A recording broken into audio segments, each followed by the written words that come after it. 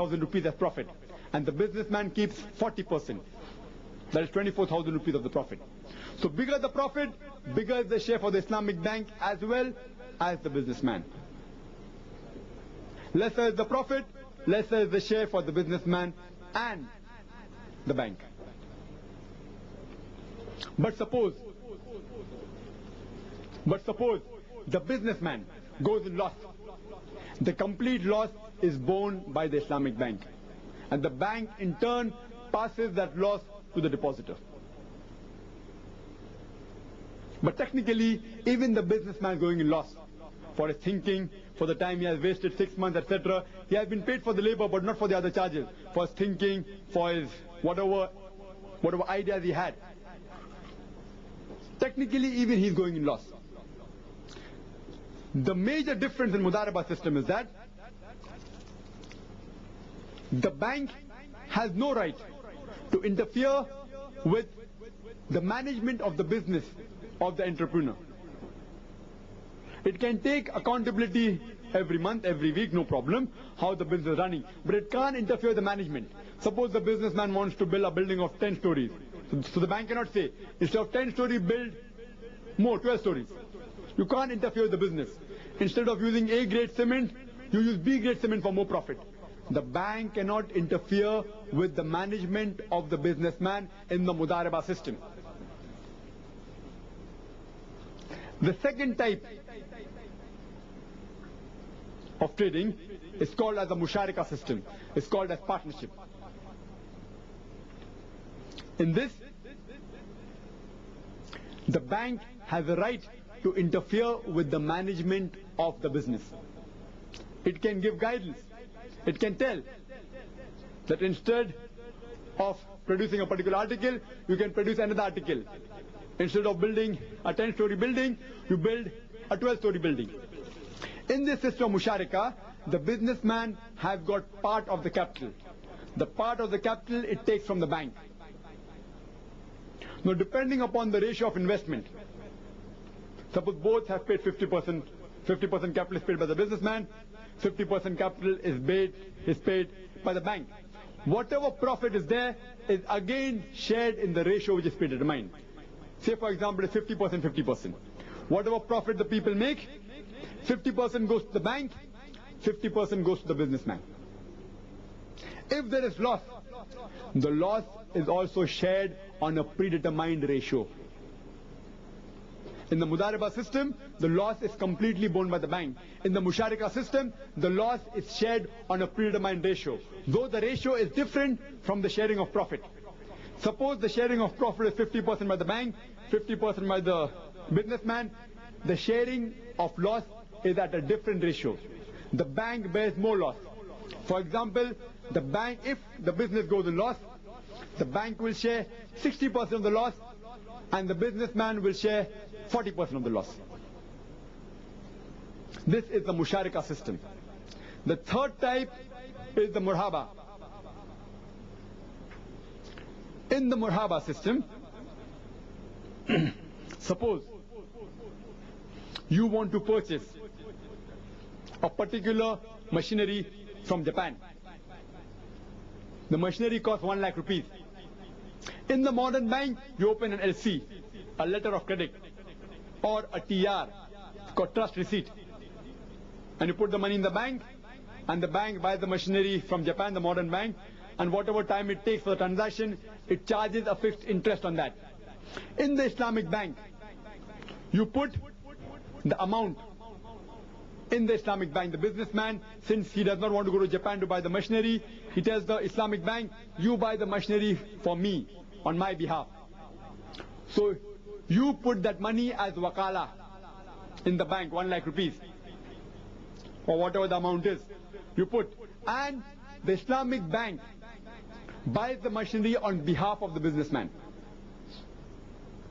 And the Islamic Bank, when it gets the machinery, it has a right to charge a profit, a commission or service charge, whatever you call it.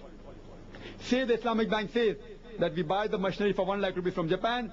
When we give it to you in Bombay, we want 3,000 rupees profit, or 3,000 rupees commission, or 3,000 rupees service charge.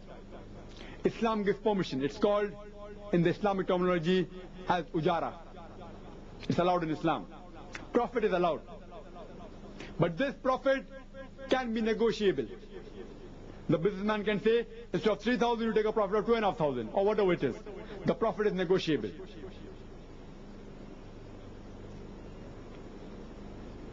Suppose you have part of the finance, or you don't have finance at all for purchasing that particular machinery. You can interlink, you can combine Murhaba system with the Mudareba or with Musharika. For example, you have part of the money, or you have no finance at all. Say you don't have 1 lakh at all. You tell the Islamic bank, I want to purchase that money, I want to purchase that machinery for 1 lakh rupees, and after it comes to Bombay, I will make a profit of say 20,000 rupees on that machinery. Now they're dealing a transaction of Mudareba, that the Islamic bank buys the machinery and gives it to the businessman, and the businessman says that within few months or within a few days I will sell that machinery and get a profit of 20,000 rupees. That profit is shared between the bank and the businessman and the Mudarib on a ratio which is predetermined. For example, the bank says, since they are giving 100% finance, we want 60% profit. The 20% profit goes to the businessman since he is not putting a single pie. So out of the 20,000 profit that the businessman takes, that he makes, besides returning the 1 lakh rupees capital, he also gives back a profit of 60% of the 20,000 rupees, say rupees 12,000. And the remaining 40%, remaining 8,000, he keeps for himself. This is called as the Mudareba, along with Murhaba. The other is the Musharika along with Murhaba, that the businessman has part of the finance. Say, of the 1 lakh rupees, he has 50,000 rupees. So, he says 50,000 invested by the bank, 50,000 by the businessman. And whatever profit they have is again divided on the ratio that is predetermined. There's another system in the Islamic banking called as ijara. In the modern terminology, it can be called as leasing or hire purchase. That suppose you don't want to buy that machinery or vehicle. Suppose there's a car you want for 2 lakh rupees. You don't want to buy it. You just want to rent it. So the Islamic bank says, we are willing to rent this vehicle, rent the Maruti car which costs about 2 lakh rupees to you.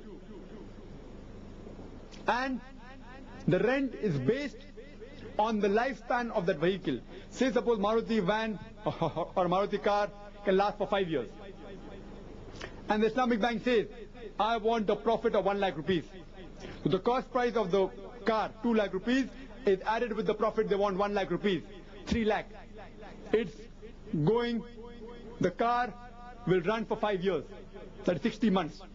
So the 3 lakh rupees amount, the cost plus the profit is divided equally between 60 months. It comes to 5,000 rupees.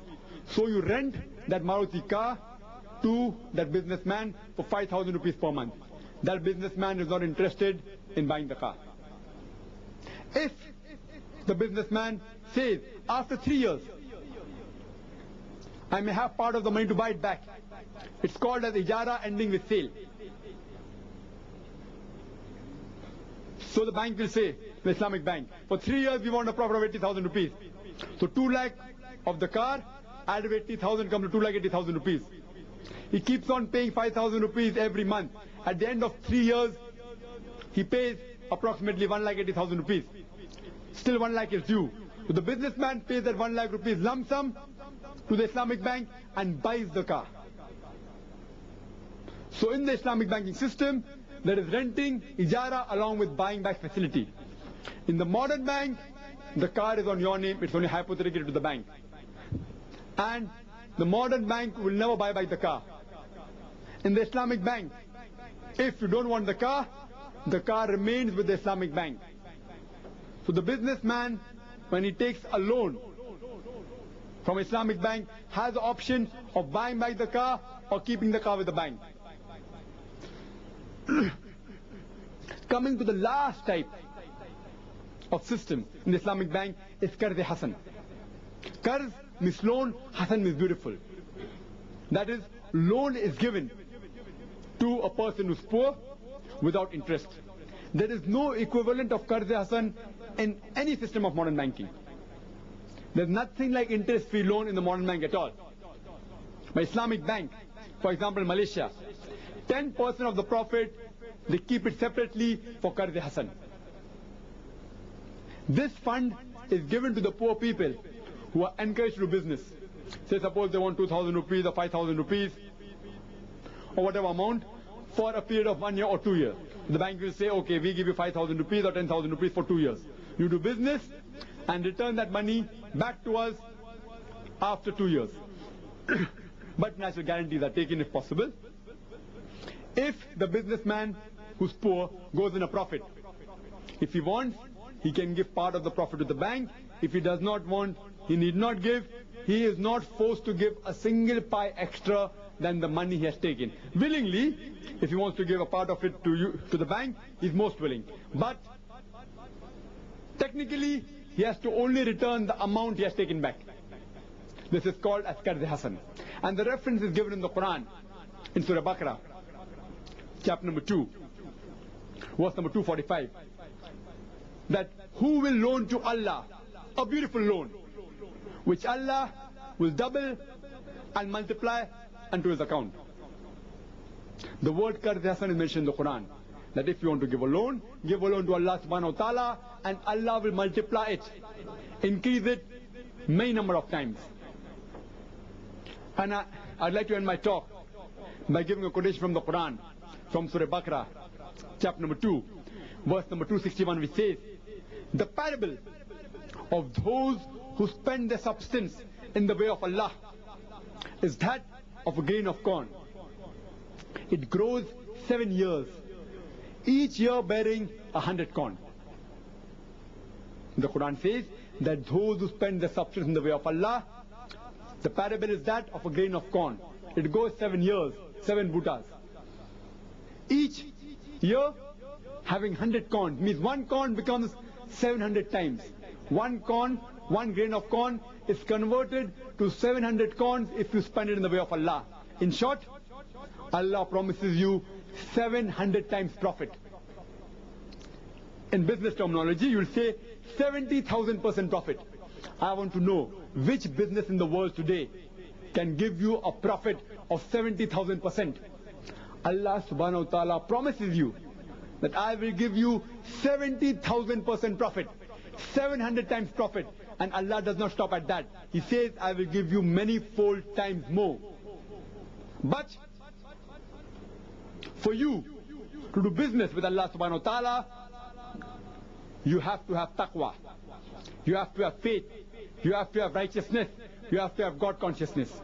The best bank that you can invest is in the bank of Allah subhanahu wa ta'ala. It's the best bank. But natural to invest in that bank, you require taqwa. You require God consciousness. You require piety. Wa akhiru da'wan alhamdulillahi rabbil alameen.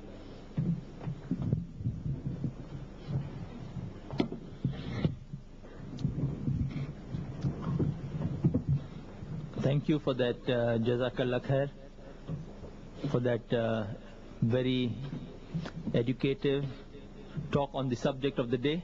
Now we have the question and answer session, in which we have an open forum for the audience to put questions to Dr. Zakir Naik on the topic of the day, interest-free economy promulgated by the Quran. You may ask only one question at a time. Kindly be brief and to the point. This is a question answer time, not a lecture time. Put forward a question and you'll get a response to that. We have mic arrangements here. For the gents, we have Brother Imran who runs down the aisle with the mic. Anyone requiring to ask a question, would like to ask a question, may kindly raise his hand, and as per a direction he would be passing on the mic. In the ladies section, we would request the person coordinating there, Sister Farhat or whoever, to kindly tap 3 times on the mic there like this. So I know a questioner is ready there, and we give them the opportunity. Or she could interject and request when appropriate. We start the question and answer session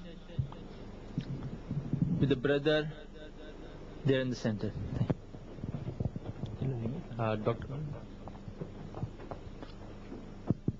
Zakir Naik, I want to ask you about the time period you quoted, that suppose for 2 years a certain amount has been invested in the bank, and suppose the entrepreneur fails to earn a profit or a loss in the 2 years, and it takes time, so the bank is liable to take the money back or not?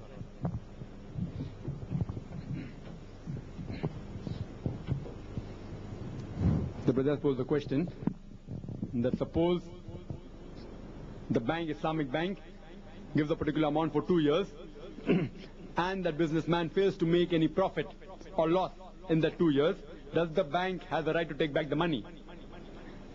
It depends upon the conditions. If the term fixed for the loan taken from the Islamic Bank is 2 years, then the bank has a right to take back the money, irrespective whether it makes a profit or loss. But if the bank feels that if another 6 months is given to the businessman, maybe he will make a profit, the bank can surely extend the period to 2.5 years or to 3 years, depending upon how productive is the business. It depends on the discretion of the bank. Hope that answers the question.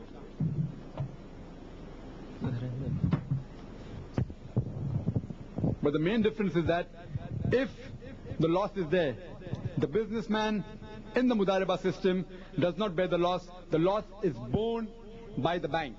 So the businessman is yet not going any loss, direct loss. The loss is borne by the Islamic Bank. Hope that answers the question. Excuse me, my question to you is in connection with the housing loan and all that is given to people by the banks. Could you please tell what is the system under the Islamic law, under the Islamic banking, which helps people to obtain at least a shelter for themselves? Brother posed the question that suppose a person, he wants to buy a house, and if he wants a loan, how does the modern bank differs in giving loan for housing as compared to the Islamic bank? The main difference is that in the modern bank, suppose you want a loan for buying a house, but naturally you should have a particular percentage. It may be 25% or 50% of that house, or 40%, whatever the bank has as rules, you have to pay of that house. 25%, 40% or 50% of that house, initially you have to pay. The remaining balance, 75% or 60% or 50%, it's paid by the bank. And suppose the house cost for 3 lakhs, or cost for 4 lakhs. The initial 1 lakh you paid, the remaining 3 lakh is paid by the modern bank. And say you want a time period of 5 years. So the modern bank take into account that 3 lakh loan has been taken from the modern bank. You will be repaying it in 3 years' time. And the interest rate for 3 years is calculated, whatever the amount will be. It may be 40,000 or 50,000 rupees. So it calculates the initial loan it has given you plus the interest. Say the interest is about 50,000. So the 3 lakh loan and 50,000 interest is paid in a period of 3 years. 3,50,000 is paid in installments. This 3,50,000 is divided by the number of months. That is 36 months.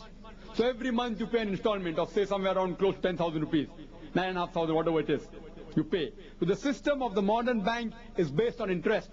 The amount it has given you loan and the time period you take, the loan plus interest is the installments you pay.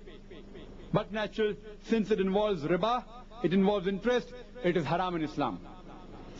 The system of the Islamic banking is different.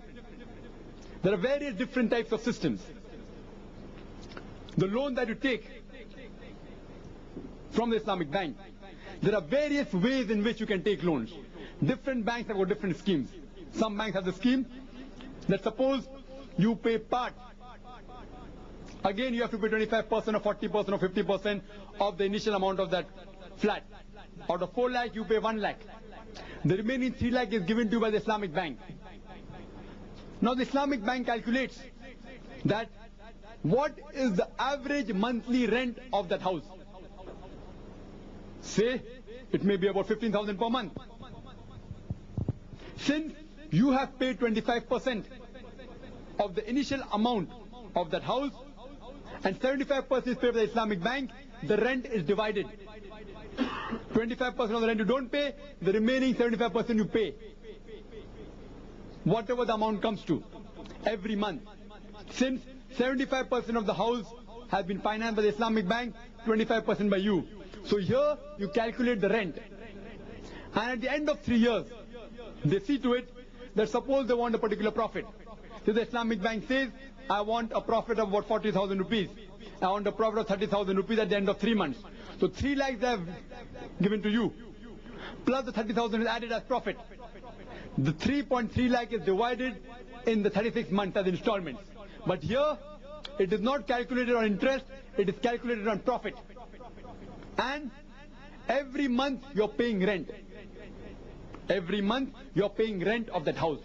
That's one of the ways of taking loans. For example, if you go in the Al-Amin Bank, they have an Ashiana scheme, housing scheme, where you must, suppose you say that after 4 years I'm going to get married, after 3 years I'm going to get married. They encourage you to start saving from now. So every month you can deposit either 1,000 rupees, 2,000 rupees or 3,000 rupees of that amount in the Al-Amin Bank. It goes in the Ashiana scheme. And whatever you deposit, it is invested in the Mudareba system. And you get profit on that. So at the end of 3 years, every year you keep on depositing 3,000 rupees, whatever it is. At the end of 3 years, it becomes 3 multiplied by 36. It becomes more than 1 lakh rupees. 1,08,000 and plus the profit. With the profit it comes to 1,25,000 or 1,50,000. So now the remaining 1.5 lakh is given to you by the Al-Amin Bank on the same basis, which is based on the rent. It's based on profit, it's not based on interest. So anything we deal with interest is haram. Anything we deal with profit and loss is allowed. Hope that answers the question.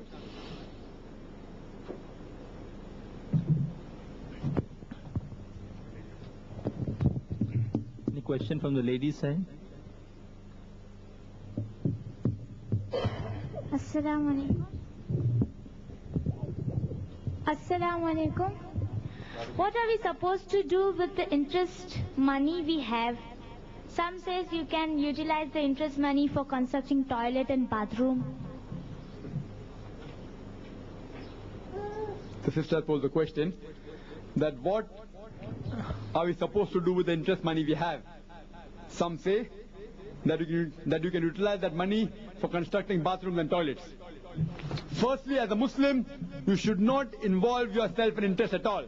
So if you don't involve yourself in interest, the question of you having interest money does not arise. You are not supposed to keep a single pie in any institute, in any bank which deals with interest. So if you don't keep your money in interest-based institute, you will not have interest money, so the question will not arise, where are you supposed to invest that money? Suppose today you have decided that today you have realized that interest is haram. It is prohibited. And you say, okay, I will refrain from it. If a person has to repent, there are 3 criteria required. First, he should realize the thing he is doing is haram. It is prohibited. Second, he should stop it immediately. Third, he should not involve in it in future. So today if you realize that interest is haram, and if you have some money remaining with you, then I would say that spend it in the way of Allah. But if you say, I will keep my money in the modern bank in the fixed deposit, on the savings account, and whatever money I get regularly, whatever money I get every year, I will give it in the way of constructing toilets, constructing bathrooms. Some say you can spend it on footwear. From where they get this, I don't know. Interest is haram, and the money of that interest is also haram. I would like to ask a question. That suppose there's a person who's dealing in drugs, who's dealing in cocaine and brown sugar. Since intoxicant has been prohibited in the Quran, he says that I have invested 1 lakh rupees in this business of cocaine, of drug, or I've invested 10 lakh rupees. After investing 10 lakh rupees, every month I get a profit of 1 lakh rupees. And that 1 lakh profit, since dealing in drugs is haram, I don't take a single pie of the profit. I spend that 1 lakh rupees for the poor people. Do you think it's allowed in Islam? But naturally it's not allowed. That since the consumption of intoxicants is haram, dealing in intoxicants is also haram. You can't say that as a compensation, whatever profit I've got, I spend it for good deed. It's not allowed.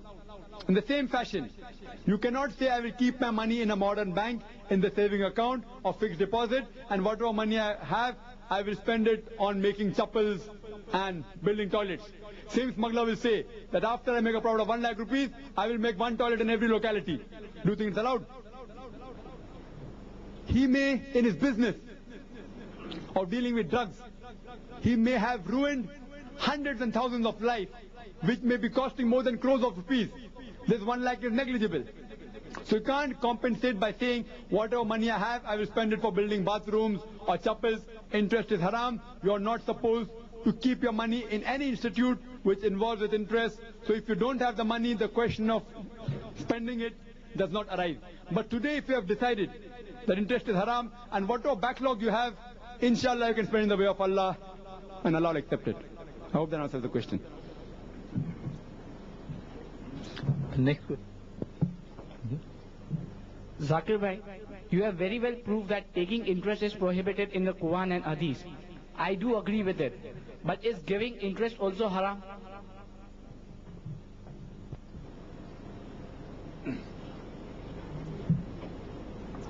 Brother said that he agrees that since the Quran mentions taking of interest is haram, he says that is giving of interest also haram? It is that you asked me the question that since the Quran clearly mentions that intoxicants and gambling is mentioned in Surah Maida, chapter number 5, verse number 90. Ya ayyuhalladhina amanu, O you who believe, innamal khamru wal maisiru, more certainly intoxicants and gambling, wal anzabu wal aslamu, dedication of stones, divination of arrows, rijsum min amali shaitan, these are abomination of Satan's handiwork. Fashtanibu la'allakum tuflihun, abstain from such abomination that you may prosper. Since the Quran says alcohol is prohibited, and if I say that okay, consuming alcohol is prohibited, selling is allowed, but natural dealing in any activity of alcohol is prohibited, since the Quran prohibits it. But there are further details given in various hadiths. For example, if you refer to the hadith narrated by Anas, may Allah be pleased with him, he said that Allah subhanahu wa ta'ala cursed 10 groups of people who deal with alcohol. The one who distills it, the one for whom it is distilled, the one who drinks it, the one who transports it, the one who transports it, the one to whom it is brought, the one who sells it, the one who serves it, the one who utilizes the money out of it, the one who buys it, and the one to whom it is bought for.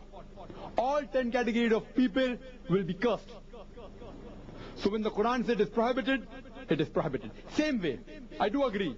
Quran says in various places, devour not usury, eat not usury, take not usury. So but natural taking is prohibited. But if you would have analyzed, if you would have paid attention, I also mentioned a verse from the Quran, from Surah Baqarah, chapter number 2, verse number 275, which says that trade is like usury. They say trade is like usury. Tell them, Allah has permitted trade but forbidden usury. Here it does not mention taking or giving. All sorts of dealing in usury is prohibited. And for more detail, you can refer to the hadith of Sahih Bukhari, volume number 3, chapter number 628, hadith number 3880, which says that Abdullah bin Masud, may Allah be pleased with him, he said that Allah's messenger, may peace be upon him, he cursed the person who took riba, the person who took interest, and the person who gave interest. In the next hadith, immediately later on, of Sahih Muslim, volume 3, chapter number 628, hadith number 3881. It says that Jabir, may Allah be pleased with him, he said that the messenger of Allah, may peace be upon him, said the curse of Allah is on the person who is the taker of interest, who takes interest, who gives interest, who records interest, and those two witnesses involved. All are equal. The person who gives interest is cursed by Allah subhanahu wa ta'ala. The one who takes interest, the one who records it, is cursed by Allah subhanahu wa ta'ala. And also the two witnesses, even they are cursed, for all are equal. Hope that answers the question.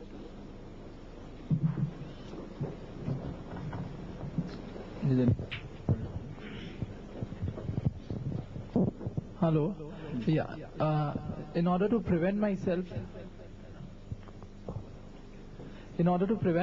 from taking interest, why don't I invest in a current account that does not involve any interest? So how is that different from an Islamic account? But that's posed the question that what is the difference between the current account of a modern bank and a current account of an Islamic bank? You can't invest your money in current account because current account does not have any returns. You can keep your money in current account for safekeeping. There's no problem. Islamically wise, if you keep your money in the current account of a modern bank, directly it is not prohibited since it does not deal with interest. But logically, I can give you several reasons why keeping your money in the current account of Islamic bank is more beneficial than a current account of a modern bank. Firstly, though there is no returns in the current account of a modern bank or Islamic bank, there's no returns, no profit, no interest involved, but still, the money that you keep in the modern bank can be utilized for projects which are harmful for society. For example, making gambling dens or making alcohol factories, all such projects. So in short, you are helping the bank to make the society more bad. If you keep your money in the Islamic current account of Islamic bank, not a single project will be financed which is harmful to the society. All the projects that they finance are permitted by the Sharia. So Muslim will be satisfied. But non-Muslim, he is not bothered with society. He's saying, I care a hand to the society that goes to the dog. I'm only bothered about the safety of my money.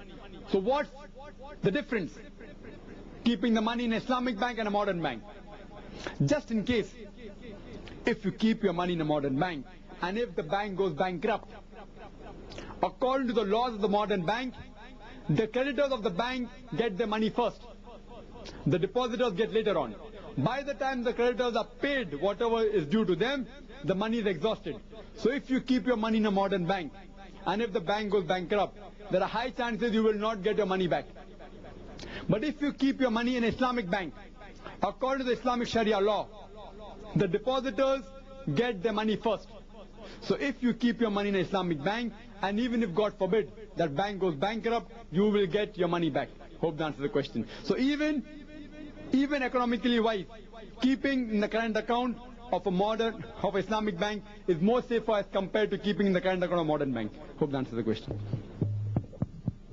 The next question from the ladies' side.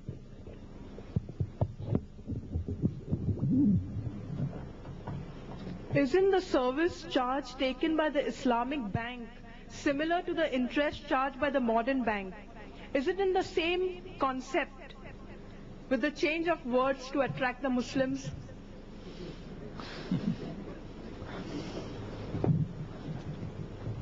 Sister posed the question that isn't the service charge taken by the Islamic bank the same as the interest charge by the modern bank, with the change of word just to attract the Muslims as a bait? Theoretically, if you analyze the interest charged today by the modern bank, it is about 11%, it's about 14% to 15%. It varies, depends upon a project, 14 to 18%, sometimes it's 20%. If you want a loan, a particular loan for a particular project, etc., and if you go to Islamic bank has a service charge. Take for example the service charge charged by the Barakat investment, so the Baitul Nasar. the Barakat investment and Baitul Nasr. It is varying from 8% to 15%. It varies 8 to 15%. But in the past few years, it is somewhat similar to 14%. So even if you agree that 16% interest charged by the modern bank is somewhat similar to the 14% charged by the Islamic bank as service charge, it's one and the same. 19-20 ka farak hai. Difference of just a few percentage here and there. But the basic concept is the same. It is same as interest, only a change of words. First you have to analyze that the service charge charged by the Islamic Financial Institute is based on the profit and loss which the Islamic bank has. It's not based on interest. In the modern bank, the interest rate is fixed. If it is 16, it will remain 16. In the Islamic bank, the service charge that they take is based on the profit and loss of the full year of that particular company or that institute. And say for example, the profit and loss, it comes to approximately 13% or 14%. So initially they charge 14%. At the end of the year, they actually calculate the amount of loss and profit in which they have gone. And based on that, the last monthly installment is given. If instead of 14%, if they're supposed to be 15%, the last installment will be very big. If instead of 14%, they're supposed to be 12%, the last installment will be negligible. It fluctuates. But one thing we should realize, that if suppose today, the Islamic concept of banking is not very famous. Suppose only 2 people come every day to the Islamic bank for taking loan. Now whatever money is deposited in saving account, etc., and different account by the depositors, they are given as loan to you. In that bank, 10 people are working. So but natural, the service charge that they charge you will be depending upon the profit which they are giving to the savings account plus the administration cost of the 10 people which are working in the bank. So if only 2 people come every day to that bank, the 10 people's salary will be divided between the 2 people. But suppose tomorrow the system gets famous and instead of 2 people, 100 people come to the bank. The staff will only have to be increased say by twice. Instead of 10, they'll have to give 20 staff. So the salary of 20 people will be divided into 100 people. The service charge will go down. So if more people have faith in the Islamic system of banking, but naturally the service charge will come down, and they're trying their level best to bring it to as low as 8 to 9%, which they will. But one thing we should realize, that if you analyze, if you keep in a fixed deposit account in an Islamic investment company, say the Barakat investment, no investment today in India is a full-fledged Islamic bank, because the RBI does not give it permission to function as a bank. They can only function as an investment financial institute. They can't issue checks. The RBI does not give it permission. Whatever little bit Islamic banking they are following, the Islamic investment, for example, the Barakat investment, if you put your money in the system of Musharaka or Mudareba, fixed deposit, they give you a return of between 16 to 20%. And the cost show us that once they give 16, once they give 17.5, once they give 19. Say for example, Barakat investment gave 19% profit. The service charge that the bank is charging you if you take a loan from Baitul Nasr, which is the sister concern of Barakat investment, they are only charging you 14%. So if you are clever, what you can do, you can keep your 1 lakh rupees invested in Barakat investment. Get 19,000 rupees out of 1 lakh rupees. Fine? And same time, since you want that 1 lakh rupees back, you can also take a loan from Baitul Nasr on the deposit which you have of 1 lakh rupees and pay only 14% of service charge. So indirectly, when you keep your 1 lakh rupees, you are getting a return of 19,000 rupees. That same 1 lakh can also be obtained on the same day from Baitul Nasr. And you're paying only 14%, 14,000. At the end of year, without involving a little bit risk also, you're making a profit of 5,000 rupees. But they see to it that people don't try and fool. But if you analyze, the profit that you get from the Barakat investment is 19%. the service charge is 14%. It's not related at all. In the modern bank, it is related. It is directly related. That the interest which the bank pays on fixed deposit may be 10 to 11%. And when you take a loan, they charge 16%. The person who takes a loan always pays 4 to 5% more than what they give to the depositors. In the Islamic bank, it did not be that same. So service charge and the interest is a world of a difference. If you want to lower the service charge, what we have to do, we have to convince more Muslims to have faith in this bank and invest more money. Inshallah, service charge will come down. I hope that answers the question. Next question. Assalamu alaikum. Dr. Bakre, he studied the economic system of Vedas. He says that in Vedas there is also same economic system, interest-free economy, and he also claims that you implement in India that system, the economic imbalance, we can make our society economically balanced. So exactly in Vedas, actually same system of economic is there. If there is the same system as of Quran, then can we say that writer of that Veda is one of the prophets of Islam? Brother posed the question. Person by the name of Dr. Bakre. That's right, the correct pronunciation is Hemji Bokre. He has said that even the Veda speaks about an interest-free economy.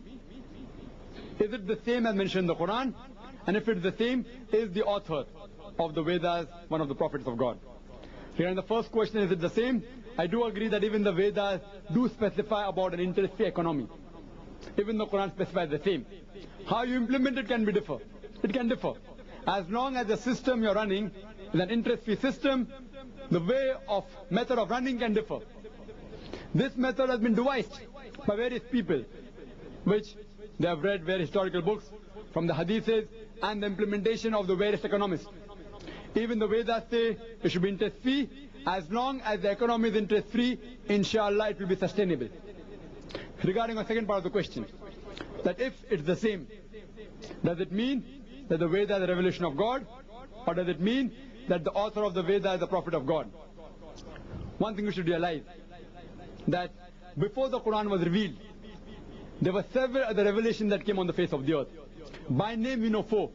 The Torah, the Zabur, the Injil and the Furqan. The Furqan is the Quran.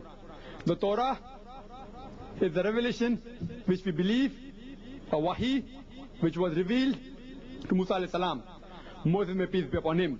A Zabur is the wahi, is revelation which was revealed to Dawud alayhi salam. David, may peace be upon him. Injil is the wahi, is the revelation revealed to Isa alayhi salam. Jesus, may peace be upon him. And Furqan, that is the Quran, is the last and final revelation which was revealed to the last and final messenger Muhammad, may peace be upon him. Before this, maybe many revelations were there which we do not know name of. 4 we surely know by name. Messengers in the Quran are mentioned 25 by name. Adam, Abraham, Moses, David, Solomon, Jesus, Muhammad, may peace be upon them all. By name 25. In the hadiths we find 99 by name. But there were more than 120,000 prophets and messengers. As the Quran says, we have sent to every nation and a guide. Every nation we have sent a guide. The same way, there can be other scriptures also, revealed by Allah subhanahu wa ta'ala, not written by prophets, revealed by Allah. But if you ask me, if a few points coincide in the Bible and the Quran, can you say Bible is the word of God?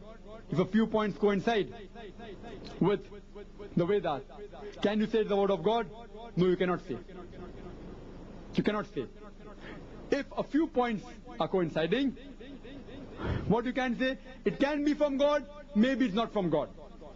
Even if it's from God, you don't have to agree with it. It's not the last and final revelation. The last revelation is the Quran. And Quran clearly states in Surah Baqarah chapter number 2, verse number 106, we have substituted our signs with other signs which are similar or better. Even if a few things matches the Quran, you can say maybe they are remnants of the word of God. For example, there are many things in the Bible which match with the Quran. what we can say, that maybe the Bible contains partly it contains the word of God. It may contain a few verses of the Injil, but we can't say the full Bible is the word of God. Same way, neither can we say the Veda is the word of God. Maybe it contains a few revelations from God. Maybe, I'm not saying surely. Bible, I can say surely, few words of Injil, because the word Injil is mentioned in the Quran, that it is a revelation of God. Regarding Veda, it's not mentioned in the Quran. So maybe it is. Even if it is, we don't have to bother. We have to believe in the last and final revelation of Allah subhanahu wa ta'ala, that is the Quran. Hope that answers the question.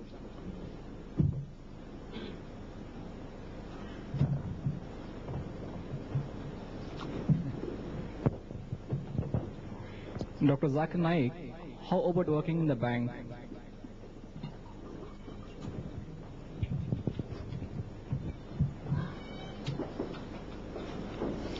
So that's the question. How about working in the bank? Okay, I'm a Muslim. Work in a modern bank. Bank means modern or Islamic? Which bank? Modern bank or Islamic bank? Modern bank. The brother wants to know that is it fine, is it okay if you work in a modern bank?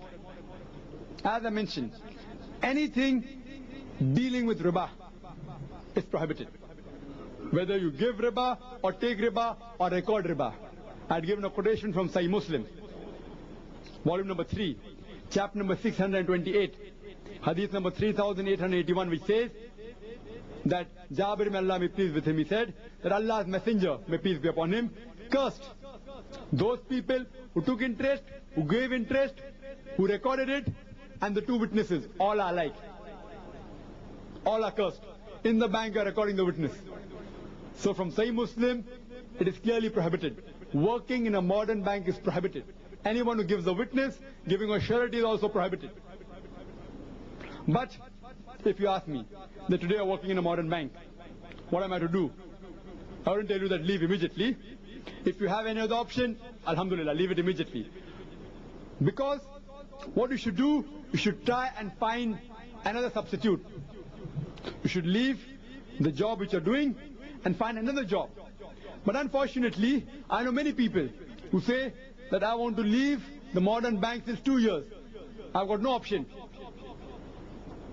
The reason is, today they're drawing 4,000 rupees salary per month. They are getting other jobs, but they're getting only 3,000 rupees.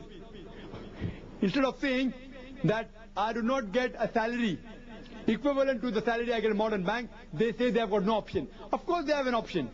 They can surely look for other jobs, but they are afraid that instead of earning 4,000, they will earn 3,000. So in short, they want to make more money. And they're challenging Allah subhanahu wa ta'ala for a war. Allah subhanahu wa ta'ala and His Rasul.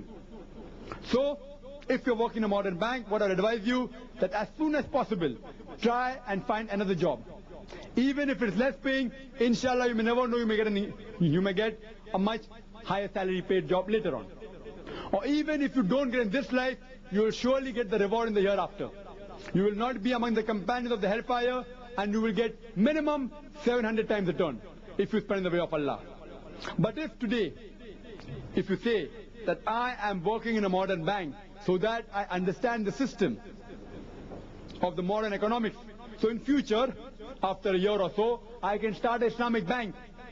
If your niyat is to start an Islamic bank, for that you are in a modern bank, then inshallah Allah will forgive you. Because the main intention is to learn the modern economics so that you can implement the Islamic economic in a better way. In the same fashion, if you say that is it fine working in an alcohol shop, I would say it's haram. But if you say, I want to work in that alcohol shop for 2-3 months so that later on I can stop that alcohol shop or convert it into a medical store, I feel inshallah Allah will support you. So if you're working in the bank to convert that modern bank to Islamic bank, inshallah I'll forgive you. But if you work it only for the salary, if you work in that bank only for the salary, Allah will never forgive you. Hope that answers the question. Question from the ladies side. Kiran, yeah. Dr. Naik, in the Quran, riba is mentioned, and riba means usury. So interest can be a part of riba, and there are other parts that is for forms of usury.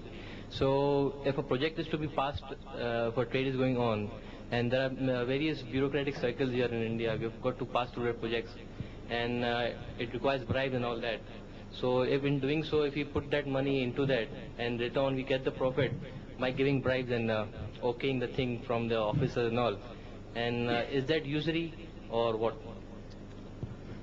Let us pose the question that since we are living in a system which involves a lot of interest, and if you do a business project, whatever riba money you get, you can use it for bribing. No, the question is that suppose we take the money from a bank, from an Islamic bank, and we for a business and for that take the money from Islamic bank. From an Islamic bank, and if we want to pass some projects and all, it goes into the bureaucratic circles, and we've got to pay some bribes from that money. So is that money also that the profit comes into account of riba or what? Is bribing allowed or not? In short, if whatever money you take from the bank, with that halal money from the bank, can you bribe? In short, can you account it? Yeah. Me suppose if I total make a profit 50,000 rupees, or 50,000 rupees profit, I've given 5,000 rupees bribe. So can you say that instead of 50,000 profit, I've got 45,000 rupees profit? Correct? Instead of 50,000, 5,000 goes for bribe. So deduct that from the profit, and the balance profit, net profit is only 45,000 rupees. Correct? Brother, firstly you should realize that bribing is haram in Islam, irrespective whether it's some haram money or halal money. Accountability comes later on. You're not allowed to bribe. It's clearly mentioned in the Quran, in Surah Baqarah, chapter number 2, verse number 188. It says that squander not your wealth amongst yourself in vanities, nor use it as a bait to the judges. Bait to the judges means bribe. Do not use your wealth as a bait to the judges, so that you may eat up other people's property knowingly or unknowingly. You give a bribe so that you eat other people's property. It's haram in Islam. Quran prohibits it in Surah Baqarah, chapter number 2, verse number 188. And again, it says giving bribery is haram.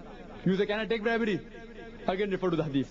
It's clearly mentioned in the hadith of Ahmad that anyone who takes bribe, who gives bribe, and the middleman, all three are cursed by Allah subhanahu wa ta'ala. So bribing is haram. The question does not arise whether you can account for it or not. Islamically wise, you can't bribe. If you tell that Islamic banker, I'm going to bribe, he'll say, then don't take the money. In India they may allow you, I don't know. The Islamic Sharia, actual Sharia, if you say, I want to use that money for making an alcohol factory, it's haram. Alcohol is haram, you can't utilize that money for alcohol factory. If you say, I want to utilize the money for bribing, under the Islamic law, you can't use that money for bribing. Unknowingly do it, if you want to cheat them, fine, you can't cheat Allah subhanahu wa ta'ala. So bribing is haram, irrespective whether it's accountable or not, it's haram. Hope that answers the question. Yeah, a question from the lady side. Is insurance allowed in Islam, especially life insurance? If not, is there any other alternative or any Islamic solution to it?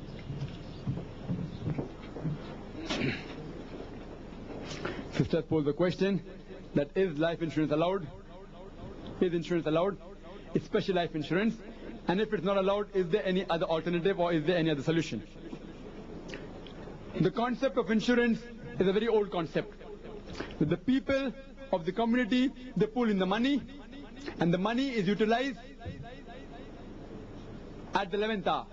Maybe you have an accident, in case of emergency, that pooled money is utilized. It's a very good concept. But coming to life insurance, is it allowed? According to a fatwa given by Maulana Muhammad Abu Zahar of Egypt, he said that insurance on cars for its repairs is lawful, though in itself it is unlawful. The insurance on the cars for its repairs is lawful, though in itself it is unlawful. Overall, it's allowed. As a system, insurance, the way it operates is unlawful. But for cars and repairs, it's allowed. But life insurance, in which you give a monthly installment, and if any mishap takes place, you get your full amount or double the amount. And at the end, if you survive, you get your full amount along with profit. This is nothing but riba. So in short, any investment, whether it be life insurance or car insurance or property insurance, if it involves riba, it is haram. Any investment which deals riba, it's haram. Today that we have today, the Life Insurance Corporation, as far as my knowledge goes, the major of the investment is in fixed money market. That is, it is interest based. So whatever money, suppose you record a policy of about 1 lakh for about 10 years. So each year you keep on paying 1 lakh rupees. Each year. So each month you pay an installment of a particular 1,000 rupees. And if you die of an accident in between, even though you have paid only 2 months installment, you get double the amount. You get 20 lakh rupees. If you die a natural death, you get the full amount before maturity. But if you survive for 10 years without dying, you get your full 10 lakh rupees along with profit. Now where do they give this profit from?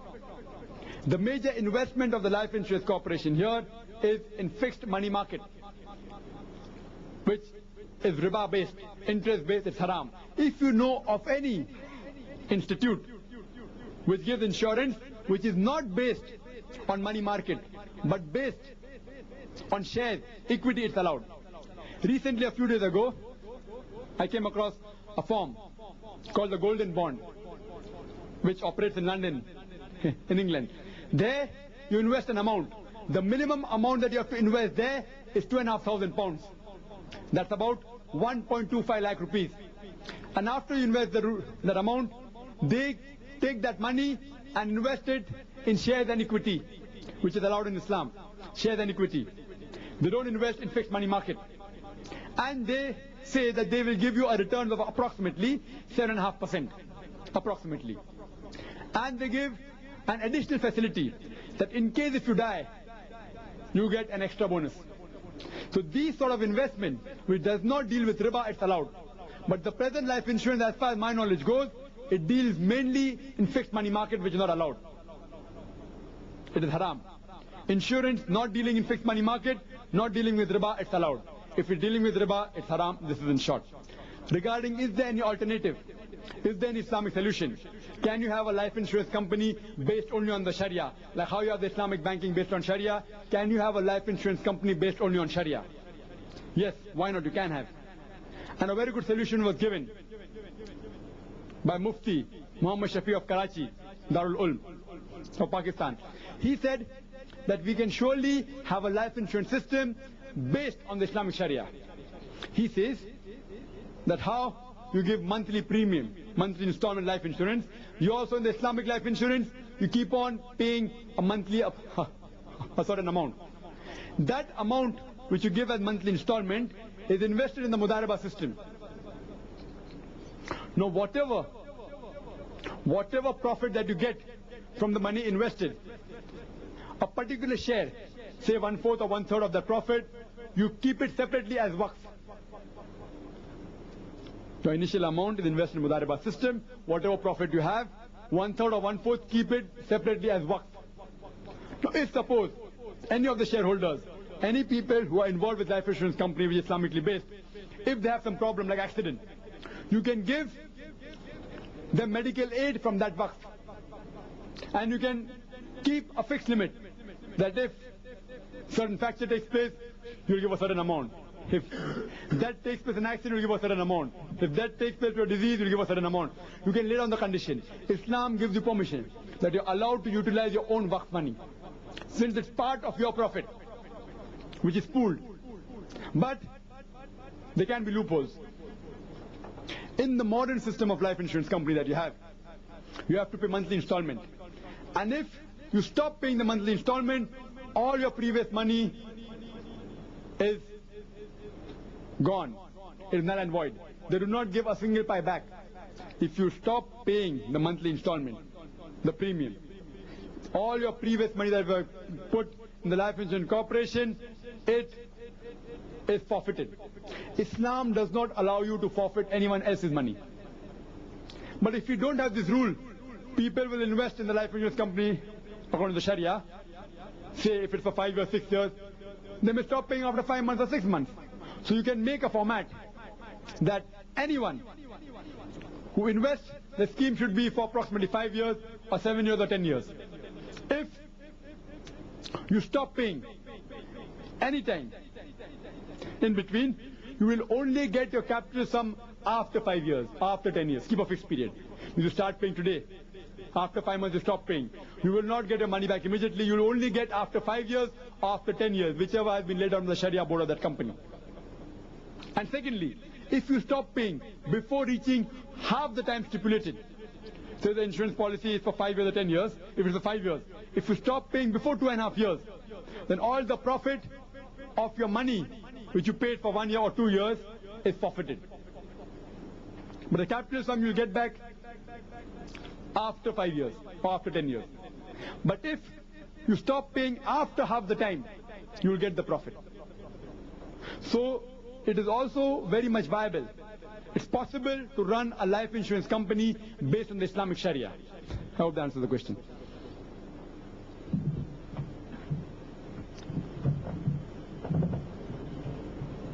Now I'd call upon Professor Hamza Virani. To Shoaib, is it? Yes. Yeah, I'd call upon Dr. Shoaib to present. Any question? To present the vote of thanks.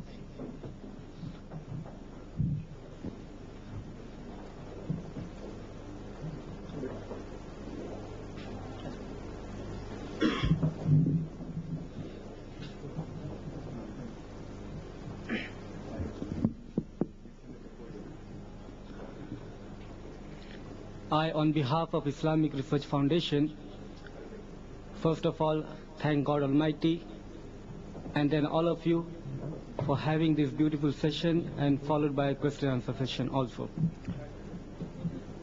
Inshallah, next Sunday, same timing at 10:45 a.m., there will be a symposium on the subject of Was Christ Crucified, shared by Professor Hamza Virani and inshallah myself. There will be again a session on Saturday, a video cassette. Zafar Muqaddam will be delivering a lecture, inshallah, Saturday afternoon, 2:45 p.m. Those coming for the first time to the organization are requested to fill up the response card and can collect the free literature that we distribute from here. Thank you very much. Jazakallah khair. For the Saturday program, I'd like to clarify, we'll have the ladies sitting down in the auditorium. Usually we have the Saturday programs, which will be more of a ladies-based program. We'll have the ladies in the auditorium down. And gents, we have made arrangements on the top. There'll be an audio-video connection. Of course, as usual, like at present, we have the ladies on the top. On Sundays, we have the gents down. It will be reversed on Saturdays, so that we invite more ladies are invited on Saturday. And topics we have which would have more relevance and interest to sisters. And on Sundays, we have a general topic for everyone. Thank you. Assalamu alaikum.